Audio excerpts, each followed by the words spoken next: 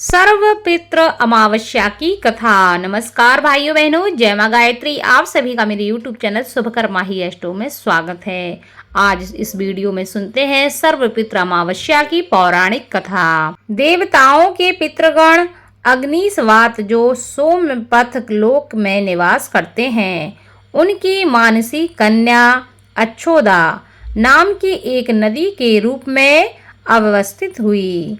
मत्स्य पुराण के अनुसार अच्छोद सरोवर और अच्छोदा नदी का जिक्र मिलता है, जो कि कश्मीर में स्थित है। एक बार अच्छोदा ने 1000 वर्ष तक तपस्या की, जिससे प्रसन्न होकर देवताओं के पितृगण अग्निस्वात और बहर्षिपद अपने अन्य पितृगण अमावसु के साथ अच्छोदा को वरदान देने के लिए अश्विन अमावस्या के दिन उपस्थित हुए।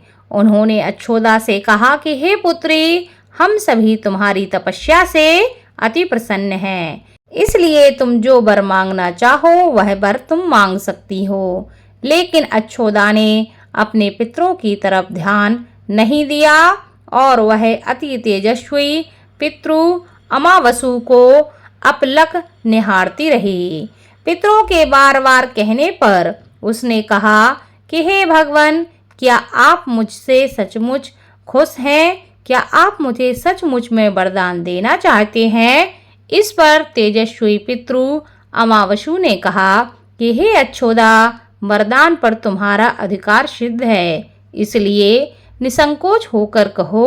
अच्छोदा ने कहा कि भगवान, यदि आप मुझे वरदान देना ही चाहते हैं तो मैं तत्क्षण आपके साथ रमण कर आनंद लेना चाहती हूँ। अच्छोदा के इस तरह कहे जाने पर सभी पितृ बहुत ही क्रोधित हो गए। उन्होंने अच्छोदा को श्राप दे दिया कि वह पितृलोक से पतित होकर पृथ्वी लोक पर जाएगी। पितरों के इस तरह श्राप दिए जाने पर अच्छोदा पितरों के पैरों में गिरकर रोने लगी। इस पर पितरों को दया आ गई। उन्होंने कहा कि अच्छोदा, तुम पतित योनि में श्राप मिलने के कारण मत्स्य कन्या के रूप में जन्म लोगी। पितरों ने कहा कि भगवान ब्रह्मा के वंशज महर्षि पाराशर तुम्हें पति के रूप में प्राप्त होंगे।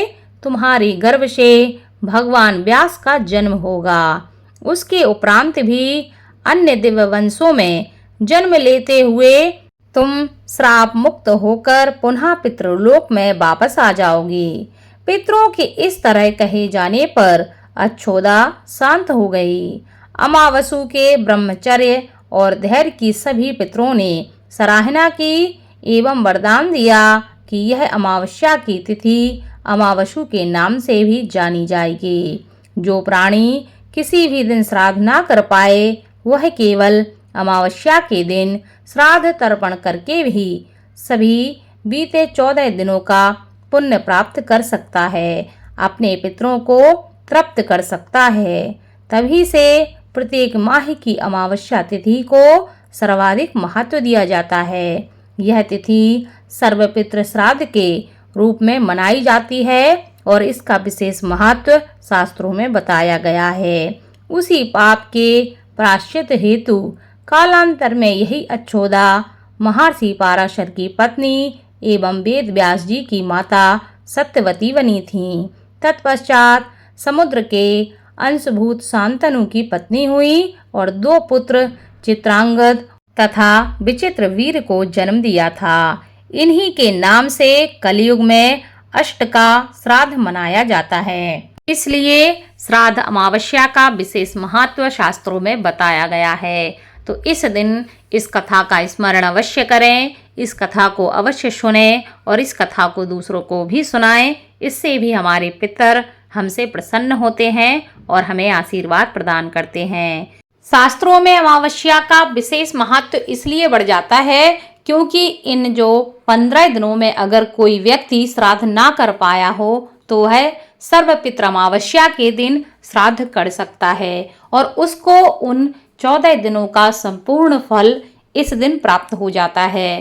तो यह इसलिए विशेष फलदायी होती है। आप इस एक दिन भी श्राद्ध करके संपूर्ण फल को प्राप्त कर सकते हैं और लाभ प्रदान कर सकते हैं। अमावस्या के दिन विशेष तौर पे दान का विशेष महत्व होता है, इसलिए ब्राह्मणों को भोजन कराना, दान देना, ये इसका विशेष महत्व शास्त्रों में बताया गया है। तो यह थी सर्वपित्र अमावस्या की कथा, जिसको स्वयं सुने, दूसरों को भी सुनाएं, खुद लाभ लें, दूसरों को भी लाभ प्रदान करें। ओम पितृभ्याय नमः।